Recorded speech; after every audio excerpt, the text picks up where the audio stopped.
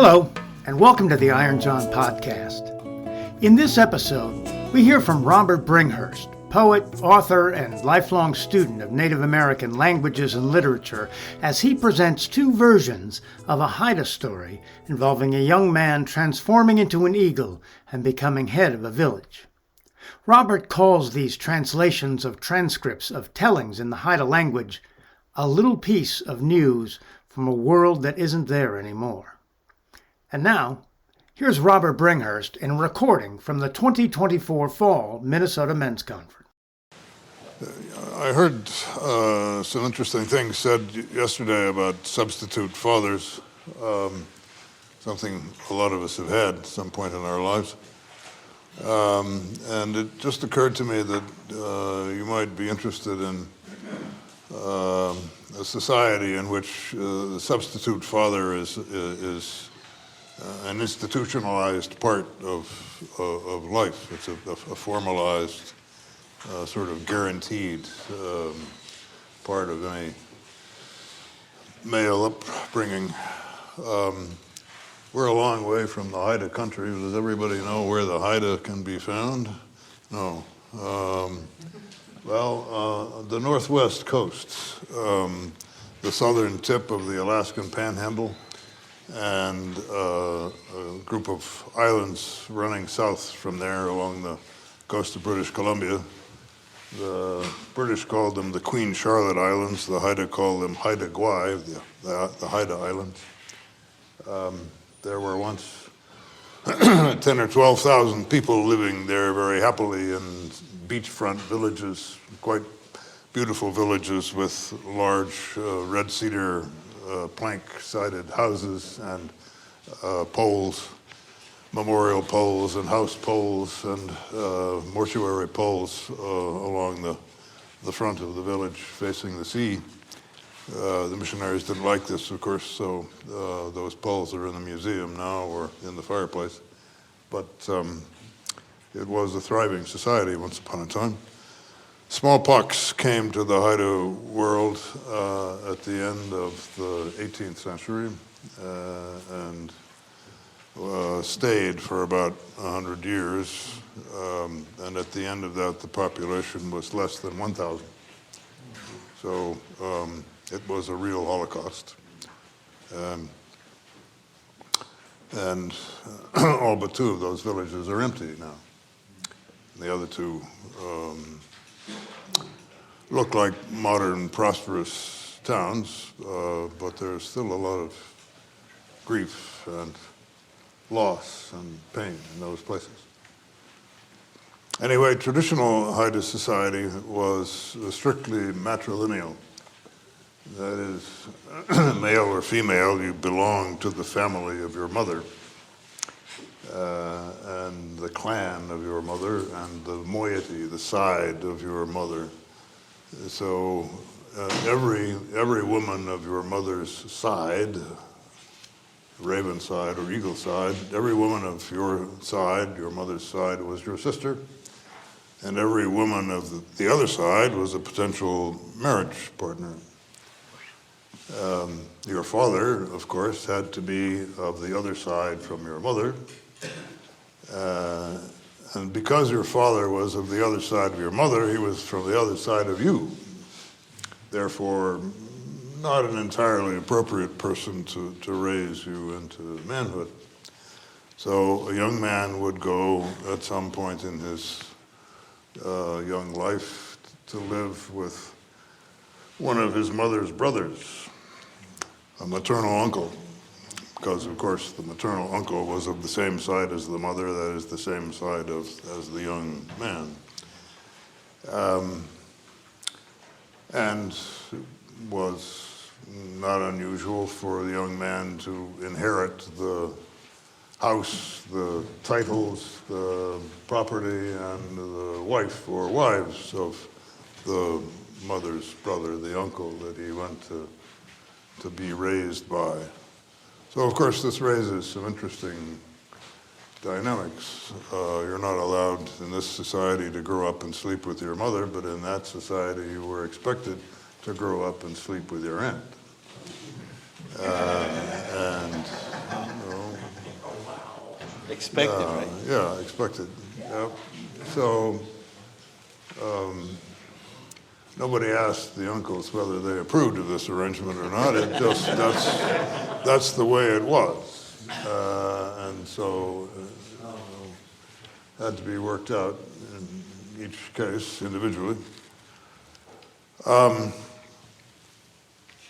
So you can see that having a substitute father doesn't necessarily take all the problems away. It might just create some new ones, very interesting ones. Anyway, I have two versions of a story, two quite different versions of a story that deals with these issues, a long version and a short one. Would you care to express an opinion on whether you'd like to hear the short or the long?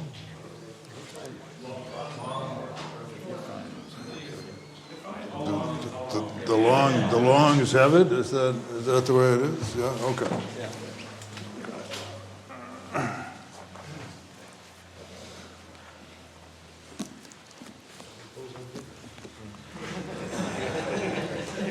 You can see here, yes, it's 530 pages. As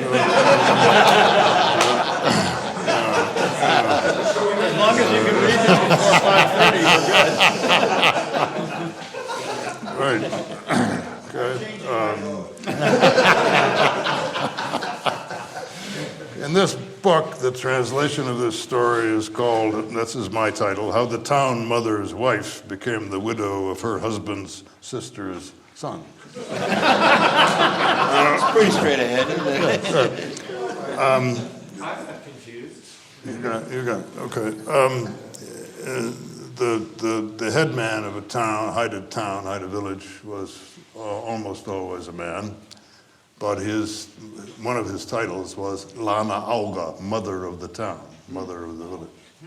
So the town mother is almost always a man, and the town mother almost always has at least one wife, who is almost always a woman, and that's the lay of the land. But the town mother, of course, is not just the father of his sons and daughters.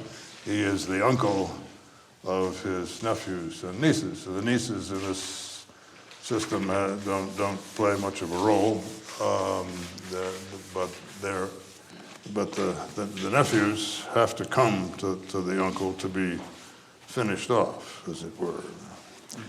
So the first few words of this story are Nang lana auga hau nada lang jagang ina gichtachidang onsu.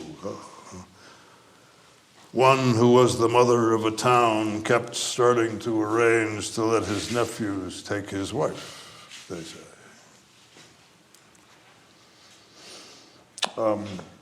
The sacred number in Haida is not 4, as it is in the Navajo world, but 10.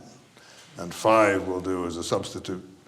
So some things in the story have to happen 10 times before they really happen. In this story, there are 10 nephews. The Haida way of saying 9 is Tlachel Sponsing Mu. That is 10 minus 1. So when you get to 9, you know that there has to be one more. That just 10 minus 1 isn't a satisfactory number for anything. All right. So one who was the mother of a town kept starting to arrange to let his nephews take his wife, they say. When he had led them out and they were gone forevermore, he said he had some firewood he wanted brought inside, and they were gone forevermore. He said he had some bark and some cormorants. He sent them out with nets, and they were gone forevermore. He did it over and over again until 9 of them had disappeared, they say, and the youngest one began to understand. The youngest started to bathe himself, they say. And when he had bathed himself a while, he grew strong. Anything he squeezed just shattered in his hands. If he twisted the limb of a spruce, he pulled it right out of the tree. When he became very strong, he started making things, they say. He made a pair of hard, sharp wedges. Then he got a giant mussel shell.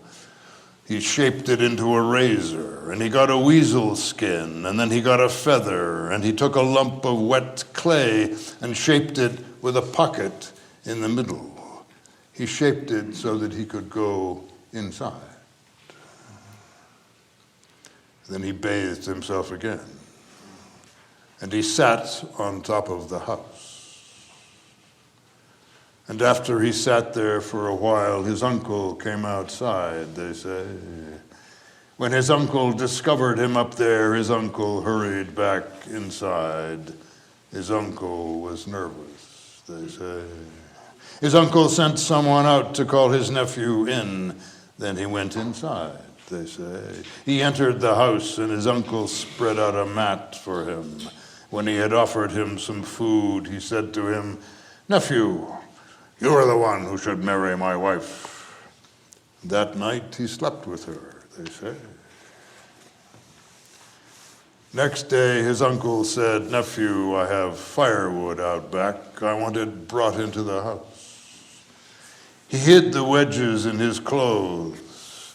His uncle led the way. He walked along behind. His uncle pried open a dry tree. He braced it with a stick. And then his uncle dropped his own wedge down the crack and told his nephew to go get it. He went inside the tree to get the wedge, they say. His uncle knocked the brace out, and the crack snapped shut, they say. His uncle was delighted. "Look at that! That's the end of the one who intended to marry my wife." He heard his uncle say it, and then his uncle walked away. And then he pushed his own wedges through, they say, and broke open the tree. He came out of the log and split it into pieces. His older brother's bones were there inside. He stomped on half of it and scattered it around and carried the rest of it home on his shoulder and threw it down in the house. That was one of his uncle's powers, they say. That was a magic tree, one of his uncle's powers. And again, that night, he slept with his uncle's wife. The next day, his uncle said to him, they say, "Nephew, come with me. We'll go and get some cormorants. I have some perching just over there." His nephew took along a weasel skin and a feather and went hunting with his uncle. At the top of a tall cliff, a log was sticking out. From there, his uncle dropped the net. The cormorant was trapped in it. His uncle said to him, "Now, nephew, your turn." When he stepped out on the log, his uncle pushed him over. He tucked himself inside the feather, and then he floated down. He heard his uncle singing, "Look at that, that's the end of the one who intended to marry my wife." And his uncle went away. Then he dressed in his weasel skin and climbed back up the cliff. He dropped the net again, and again, and again. He caught the whole flock of cormorants. After catching all of them, he tore the nets to shreds and scattered all the pieces. He dragged the cormorants back and hauled them into the house. Those, too, were his uncle's powers, they say. And again, he slept with his uncle's wife. Next morning, he went out with his uncle to get bark, they say. He hid what he had made. He walked behind his uncle, and his uncle built a fire there to steam the bark, they say. And when the bark had cooked a while, his uncle picked some up. He reached out to take some too, and his uncle shoved him in. He tucked himself inside the clay container he had made. He didn't feel the fire, but he heard his uncle singing, "Look at that, that's the end of the one who intended to marry my wife." His uncle went away. He came back out and pushed away the bark and kicked it all around and carried some of it home on his shoulder and tossed it down in the house.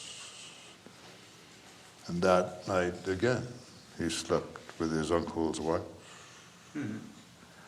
Next day, his uncle said, "Nephew, come with me, let's get some cockles." They went out. He took along his mussel shell knife, they say.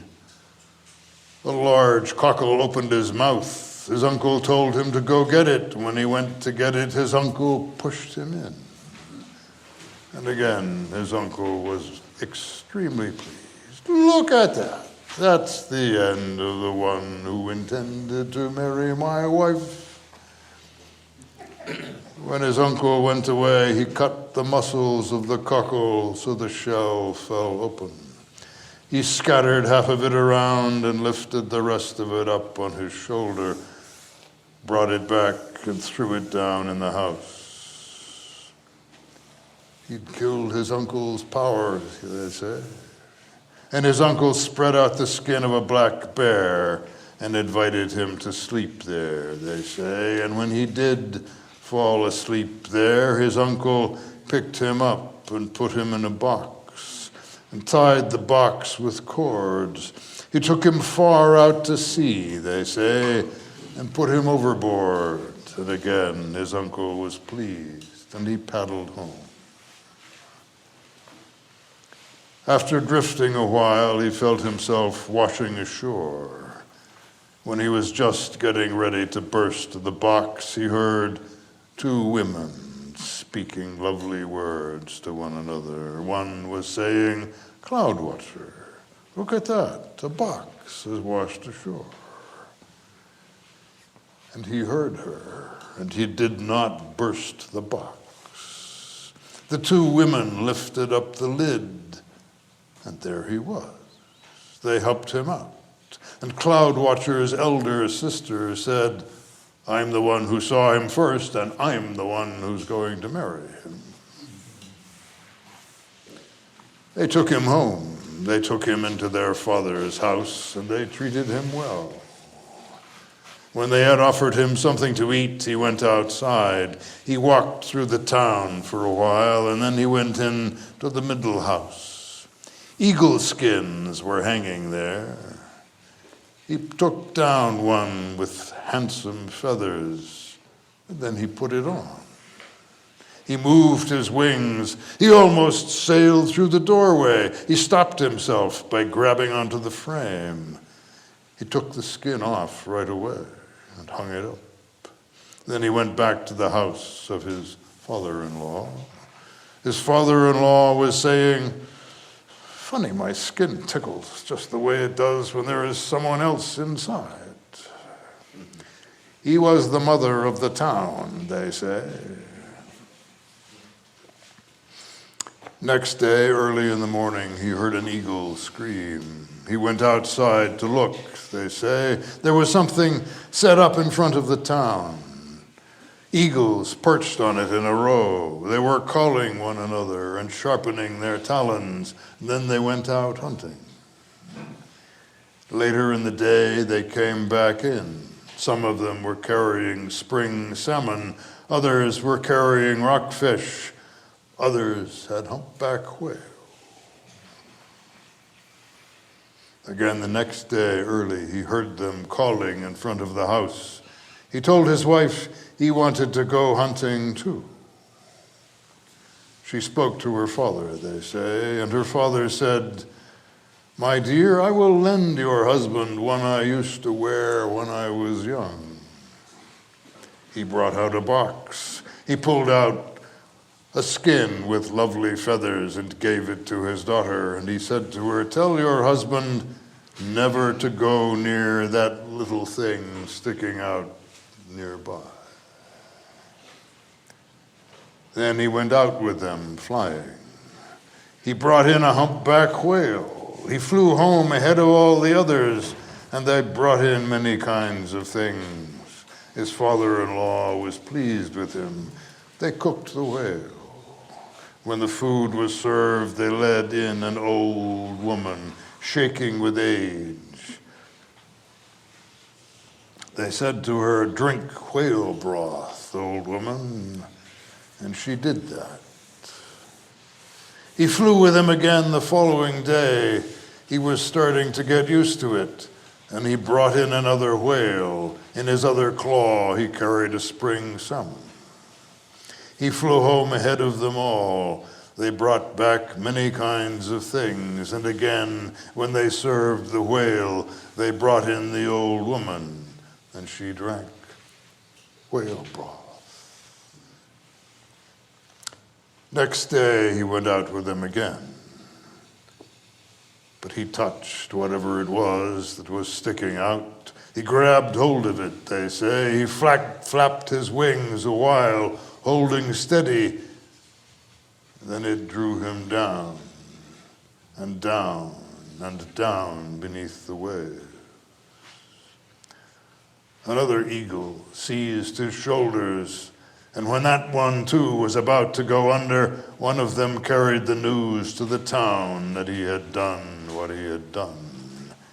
Another eagle came, and another, and each one was pulled down. In the town, the old woman sharpened her dull talons and said, "What is it my grandchild's husband has hold of?" Her wings were like dry branches. She flew low. She flew crookedly. She teetered through the air. There were 5 of them still above water when she arrived. When the last one was just going under, she grabbed hold. And she flapped her wings for a time. She started to pull them back up to the surface. They came up in a line, one by one in a line, and the thing he had hold of broke loose at the bottom. He brought it up with him, they say. And they said, "Put it way, way out, away from where people go for their food." He took it way out to sea, they say, dropped it there and picked up a spring salmon and another humpback whale and flew back with them in his talons. He had killed the thing that frightened them, they say. It was a horse clam spirit being, they say. Later on, when he had lived there with his wife for a while, he went to see his uncle's town, they say. He flew there dressed in the skin of the eagle. He perched for a while at the edge of the town, and he saw his uncle come out of the house. And he flew away. The next day, early, he flew there once again. He picked up a humpback whale and dropped it in front of his uncle's house while the people were sleeping. Then he perched on a dead tree at the edge of town. And after a while, someone came out. He called them to the whale, and they came. His uncle claimed the whole thing for himself. He stood up on top of the whale, and then the eagle flew. He flew around above his uncle, and they laughed at him. "He's thinking of whale meat, that eagle," they said. And he went back and perched on the tree. He sat there a while, and again his uncle claimed the whale. He stood there and said it. And the eagle flew a second time, grabbed his uncle by his topknot, and lifted him up and carried him away. When he'd carried him a while, his uncle understood the eagle was his nephew. "Nephew," he said, "take me back. you'll be the one who marries my wife. I will give you the town. When they had flown a ways further, he said the same thing to his nephew once again. And when they'd flown further still, his nephew dropped him in the open sea. And he flew back to land. He went to his uncle's town, and he married his uncle's wife, and came to own the town, they say. And his uncle became a spirit being living in the sea, they say. So it ends. So this story was told in Haida by a man named Gondel, who was blind. He was blinded apparently by smallpox when he was maybe 10 or 12 years old. When he told the story, he was more like 40. He told the story to the linguist named John Swanson, who wrote it down in the Haida language, and that's why we have this and a great many other Haida stories.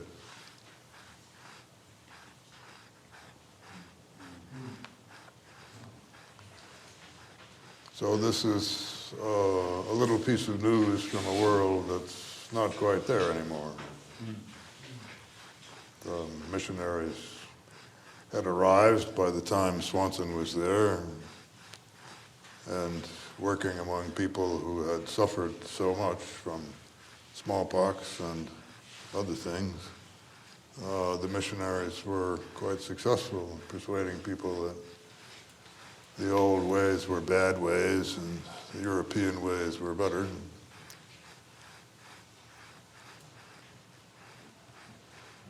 120 years later, things are a little bit different.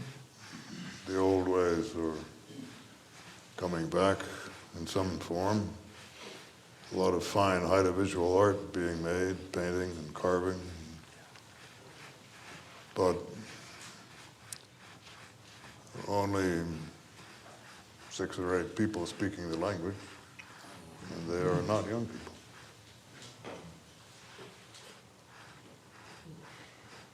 And, well, there are young men being finished off by their maternal uncles. They're not probably sleeping with their maternal aunts in the old way. Those customs might take a long time to come back. But we'll see what happens. Anyway, that's one kind of problem you can get into with a substitute father if you have Thanks for the heads up.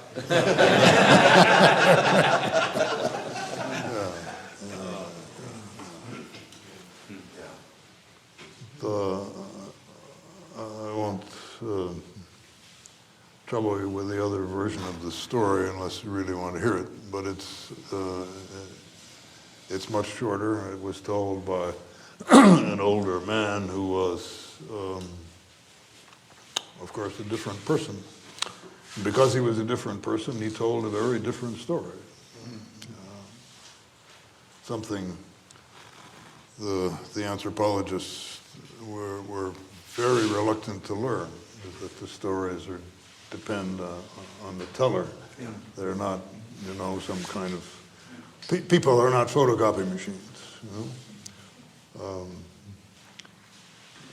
Gondel was not the greatest storyteller Swanson met, but he was one of the good ones.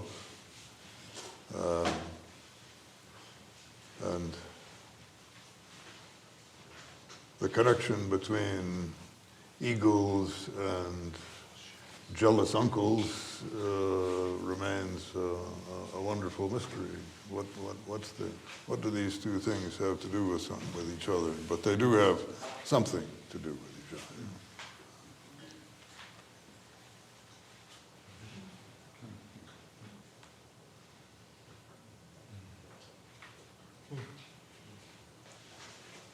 Well, I'd love to hear the shorter version. would you? Yeah. Yeah. Let's do it. Okay. You're on.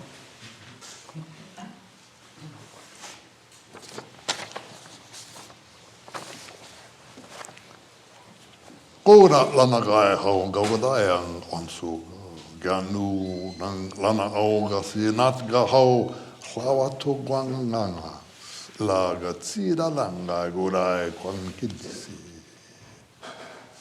The village of Kuna was thriving, they say. The nephew of the one who was the town mother whittled all the time. He made a lot of boxes full of arrow shafts. Once upon a time, he threw some shavings into the fire just in front of his uncle's wife, and then he saw between her legs, they said.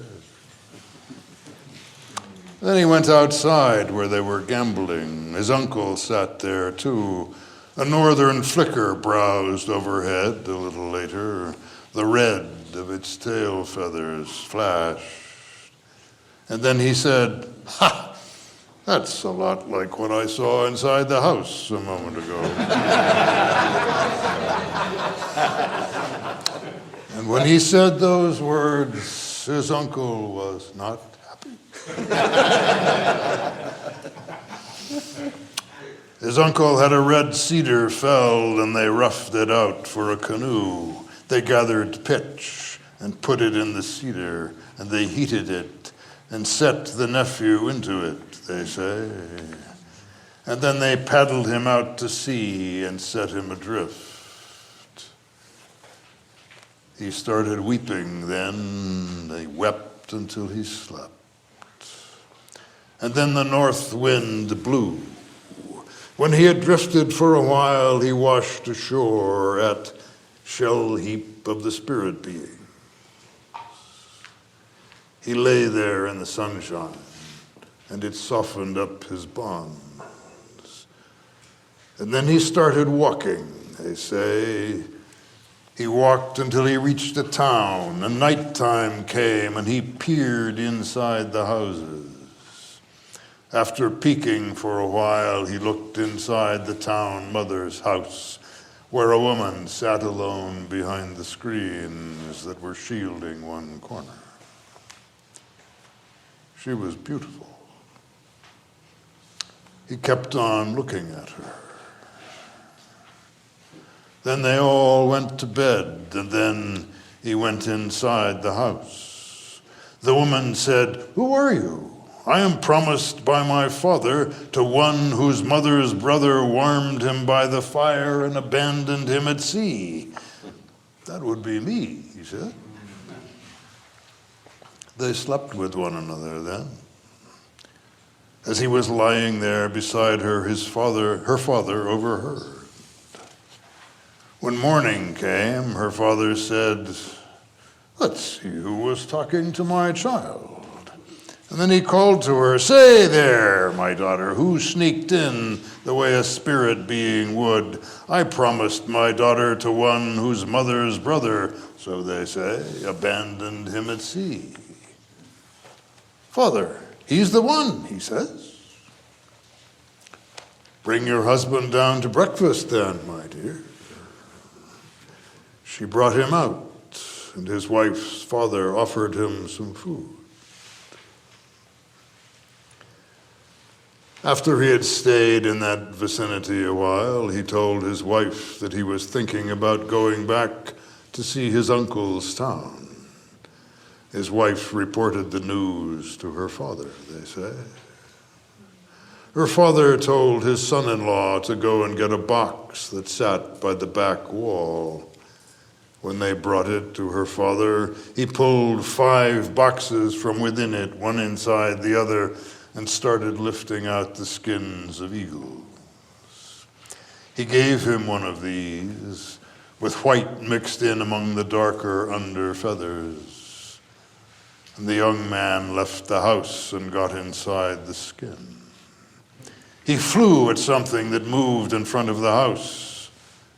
He went up easily, and then he flew back down. Soon he was looking down at his uncle's town. Then he perched at Kuna Point. From there he watched his uncle's town, and soon, they say, some children crowded around him. Boys shot at him with target arrows. Every time they took a shot, he perched a little lower down, they say. He shrank himself inside the skin. He was continuously shifting, changing, as his father-in-law had taught him. That is why the older man had given him the skin with speckled feathers. Soon they stopped the boys from shooting, and the men began to shoot at him instead. With every shot they took, he perched still lower down. And when a crowd of them had gathered, he grabbed one by the head, they say. As he was flying up with him, another grabbed his feet. When he lifted that one too, someone grabbed his feet as well. And when they'd all seized one another's feet, he flew away with the whole town in a line. He flew them all out to sea and dropped them there.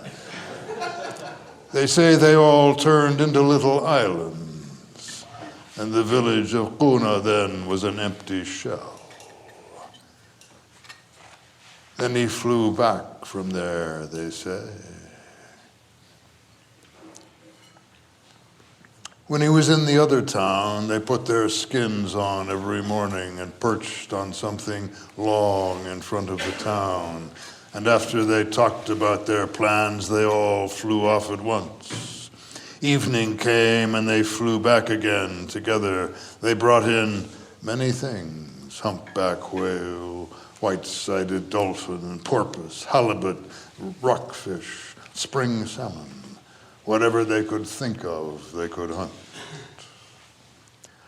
One day he told his wife he wanted to go hunting alongside them.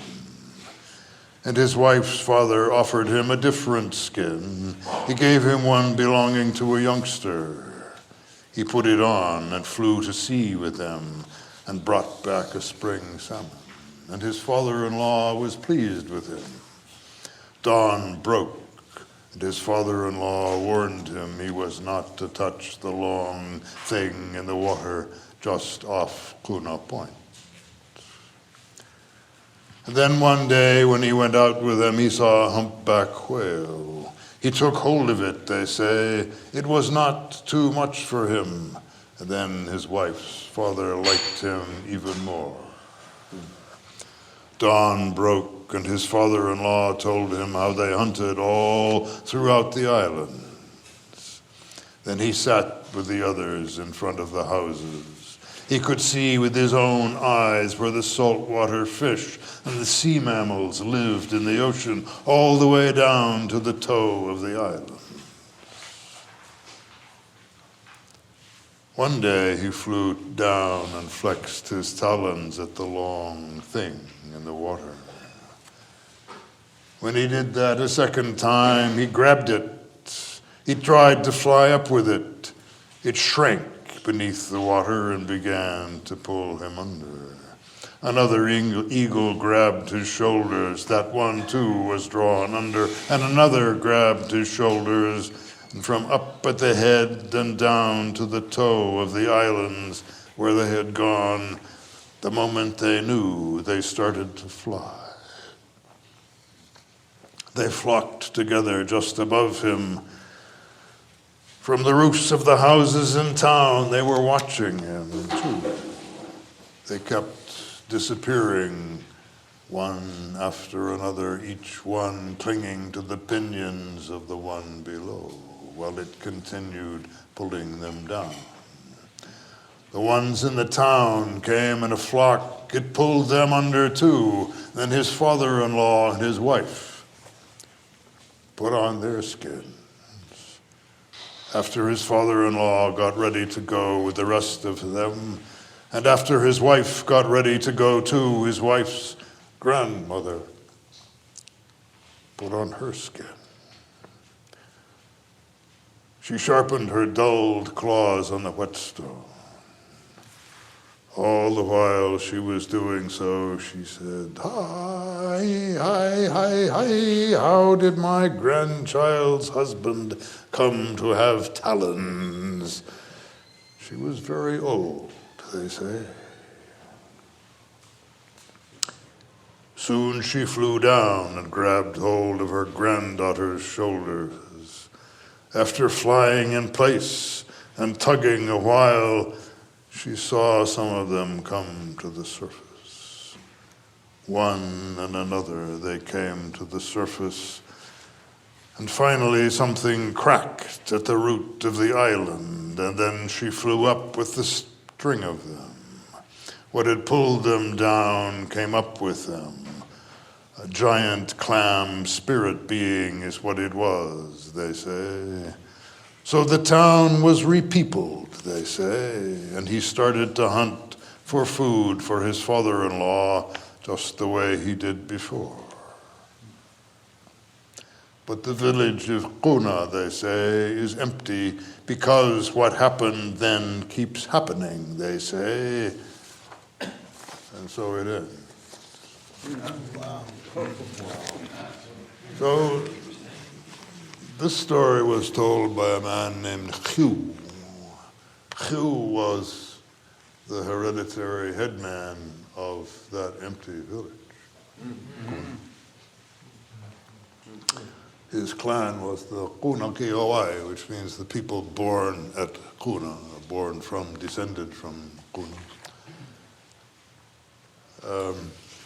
And just as Chalazo needed an explanation for the presence of horses in the Navajo country, and he didn't want to explain horses by saying the Europeans brought them here, so Hugh needed an explanation for the reason for his ancestral village being empty, and he didn't want to say the Europeans did it.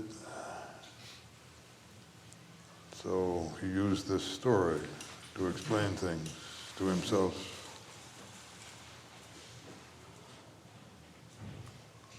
I know how strange these stories are. Thank you for listening.